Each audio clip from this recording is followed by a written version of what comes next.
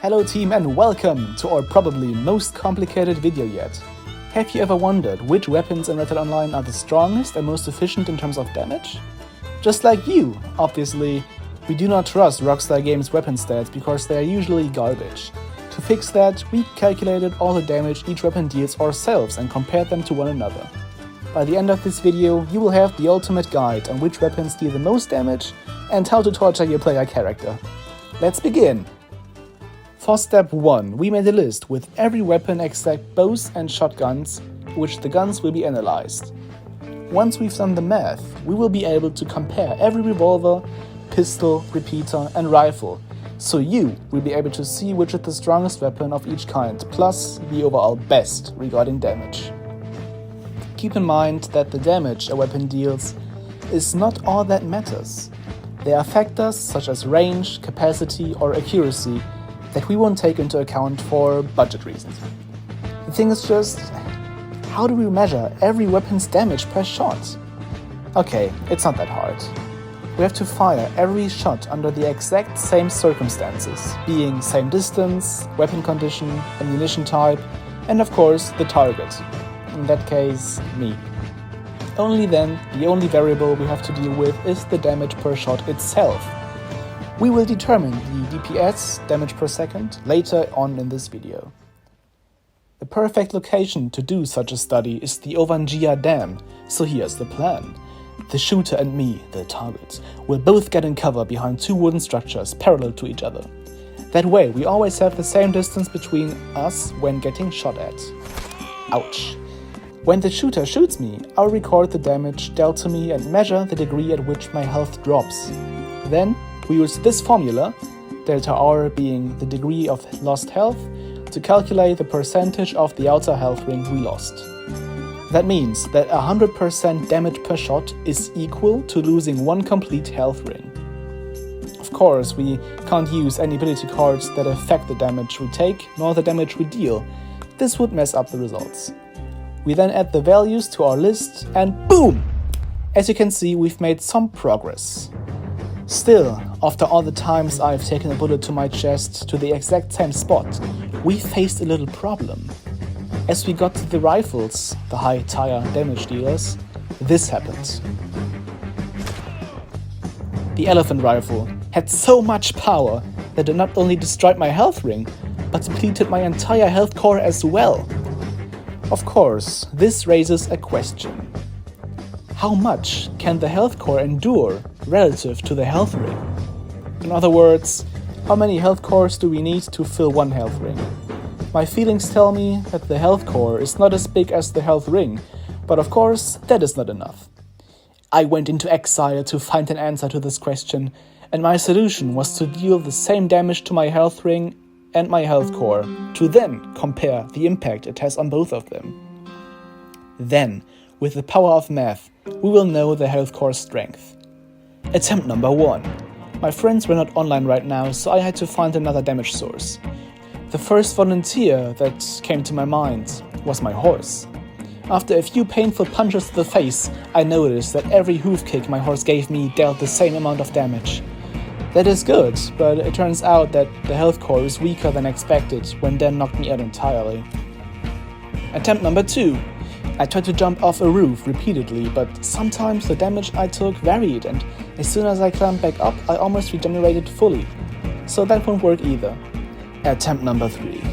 After all those frustrating attempts, I decided to not measure the ratio with damage, but with the time it takes to deplete health rings and health cores separately. That also meant that we would find a purpose for the most useless weapon in the game. Toxic moonshine.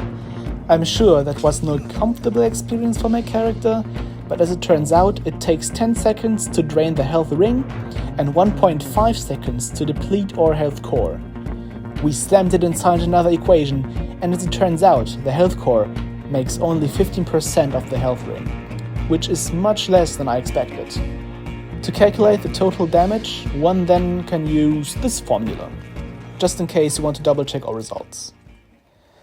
Alright, our elephant rifle deals 115% damage, which also means that once a weapon deals 115% damage, you're pretty much dead.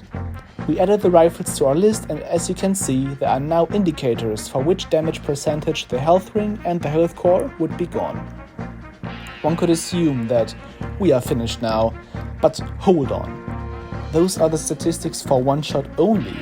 Would the numbers be different if we fired the weapon separately? To find out, we have to calculate the damage per second, short DPS, for each of those weapons, and that is really simple. But damn, was it a lot of work. We use this formula for our calculations. We multiply the damage with the amount of shots divided by the time it takes to fire those shots. And that's it. Analyzing the fire rate was a little more challenging though, as the measurement of the time in seconds had to be extremely precise in order to get a good result. The more shots we fire, the more accurate the DPS value will be, and in the end we came to these numbers. Before we complete our statistics and take a closer look at them, there is still one thing to keep in mind.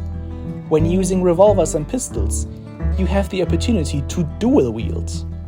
One could think, okay, 2 revolvers, twice the damage. But that is not entirely true. We know that the fire rate for dual wielding is higher and that it is relative to the damage per second.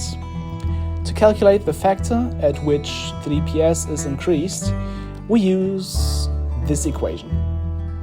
NS is the amount of shots for using one gun, and TS is the time in seconds required to fire those shots. ND and TD are the equivalents for dual wielding. If we transform the equation, we get a formula for the factor, which is DPS times 1.5 for revolvers and DPS times 2 for Mauser and semi-automatic pistols. That way, you can simply multiply the DPS with those factors and find out how much damage they would deal. Okay then, that was quite some math, huh? Let us now take a closer look at the actual statistics for the weapons. The strongest weapons for every kind in terms of maximal potential damage per second appear to be the Navy revolver, the volcanic pistol, the Lanchester repeater, and the Carcano rifle. If you consider the dual wield factor, the semi-automatic pistol and the Mauser pistol are actually more efficient than the volcanic pistol. The worst weapons, on the other hand, are the double action revolver, the Mauser pistol or the volcanic pistol when dual wielding, the carbine repeater, and the Carcano rifle. For clarity, these statistics are only related to the damage of each weapon relative to all others, and there may be some smaller deviations from the actual stats. It's not necessarily bad to use weapons that are low on the list, as every kind of weapon may have their benefits and behave differently for different distances. For example, the Springfield rifle is great for hunting, as it fires one shot that deals a lot of damage, so it won't wound the animal. A high fire rate is mainly effective at short range, and so on. Most weapons will not be able to reach their full damage potential, as the accuracy decreases with each repetitive shot, and ability cards have to be taken into account.